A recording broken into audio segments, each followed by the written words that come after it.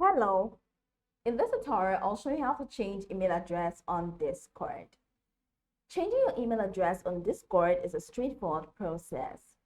You need to access the user settings and update your email under the My Account section. Here's how to do it. First things first, open your web browser and go to the desktop web at discord.com and log in with your Discord account credentials. Once you log into the home page, check the bottom left corner of the screen. In the bottom left corner of the screen, click on the gear icon next to your profile picture to open your user settings.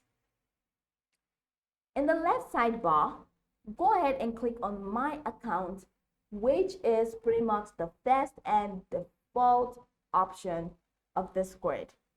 Now, in the My Account section, you will see your current email address listed. So this is my current email address. Now click on the edit button that is next to your email address. Now, you will need to verify this email address in order to change it. So have you lost access to your email? Please contact your email provider to regain access. So once you have clicked on it and verified, you'll see a dialog box. Type your new email address into the provided field.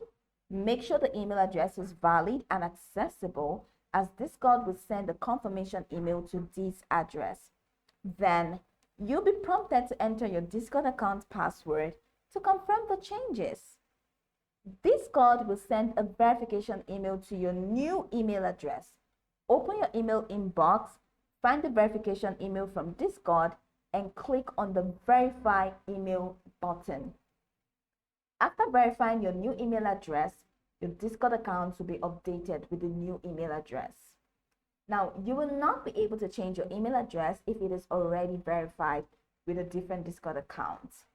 Make sure you have access to the new email account because you will need to verify it. After changing your email, Discord will send you a confirmation to your new email address for security purposes. So go over this tutorial from the top to the bottom to get acquainted with the steps, and once you're done, you'll be good to go.